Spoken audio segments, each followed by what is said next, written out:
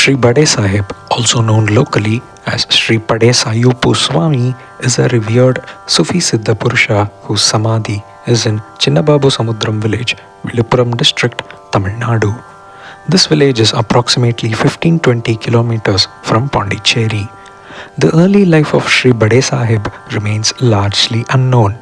Despite his Islamic background, he installed a Shivalinga and a shrine for Lord Ganesha, indicating his transcendent beliefs. He lived beyond the confines of caste, religion, and ethnicity, performing miracles to alleviate the sufferings of others. As a result, people revered him as Pade Sayupu, with Pade signifying his divine or great stature. He maintained a silent presence, yet communicated with those who sought his help through a celestial voice. One of his prominent devotees was a wealthy man named Govinda Reddy of Mandagapattu village. His grandson Narasa Reddy later collected information about Sri Bade Sahib and compiled it into a Tamil book for posterity. Despite his wealth and influence in the village, Govinda Reddy remained humble and meek in the presence of the saint. Devotees found Sri Bade Sahib seated under a Magira tree, also known as the Bakul tree. He carried a tanpura with him and remained steeped in divine consciousness. The people revered him as an avatar of Lord Dhanvantari. Surrounding him were pots of various sizes filled with medicinal herbs and water, which he used to cure the ailments of those who came to him. He would patiently listen to their grievances and then gesture for them to circumambulate the Bakul tree, casting a compassionate glance in their direction. In the next moment, the devotees would faint and eventually awaken, refreshed, completely free of their diseases. Later, he would distribute vibhuti, the sacred ash known for its curative properties. For some, he offered water from his water pot or would touch and bless them. In this way, he healed the various maladies of those who sought his refuge. Sri Bade Sahib is said to have gained mastery in Navakhanda Yoga and often warned devotees not to visit him without his consent.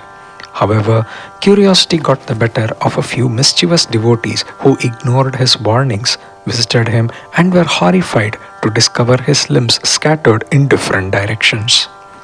Terrified, they rushed to report the matter when they saw him again walking and interacting normally with other devotees to their utter disbelief. He had also mastered the yogic practice of Jalastambhana at Brahma Muhurtam or auspicious early hours of the morning and meditated underwater inside a water tank for hours. Sri Bade Sahib never slept and served the devotees day and night in his gross and subtle bodies. Sri Bade Sahib travelled from place to place carrying his tampura. When he arrived in the village of Ramareddy Kulam in the Viluppuram district, the devotees warmly welcomed him and paid their respects. Among them was a young boy crippled from his birth. Medical experts had given up all hope of helping him walk. The moment Sri Bade Sahib saw the boy, he took a stick and playfully chased away the baffled devotees.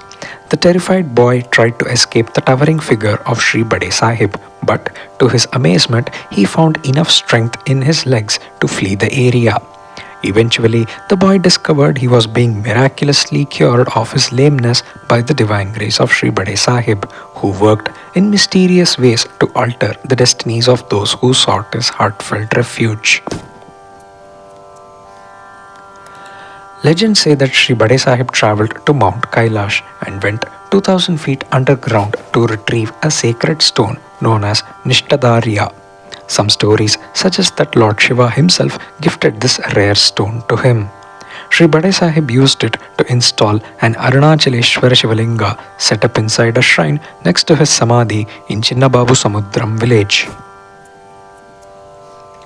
Govinda Reddy arranged a small cottage for Sri Bade Sahib, where he lived for nearly 18 years, treating the maladies of devotees who sought his help. One day, a man approached him and asked for blessings, displaying a respectful demeanor and humbly mastering the art of treating various ailments. Over time, he became a cherished disciple of Sri Bade Sahib, who communicated through sign language, instructing him to serve people in the neighboring villages without any selfish motives. As his reputation for cures grew, many people flocked to him. However, this newfound popularity inflated his pride.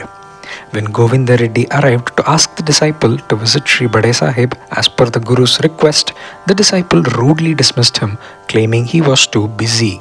At that moment, Sri Bade Sahib miraculously appeared, leaving the disciple feeling ashamed. The Guru did not show any anger towards him. A celestial voice boomed, "Sound the drums again," and all the curative powers the disciple possessed returned to Sri Bade Sahib in the form of a divine light. The Guru then left without saying a word, causing the medicinal abilities of his disciple to vanish along with the fame. Once a black cobra bit Sri Bade Sahib's foot, alarming the devotees. They urged him to treat the venom, but he ignored their pleas and sat quietly while his body turned blue.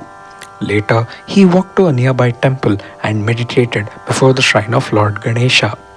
Miraculously, the snake approached, circled him 3 times, and then sucked the venom back from his foot before coiling itself atop his head with its hood majestically spread in front of the astonished onlookers. Afterwards, it descended and circled the Ganesha shrine 3 times. After waiting patiently for nearly an hour for Sri Bade Sahib to acknowledge it, the snake finally received a compassionate glance from the saint. Instantly, the snake dropped dead, with its soul being granted salvation by Sri Bade Sahib. On February 12, 1868, Sri Bade Sahib attained Samadhi.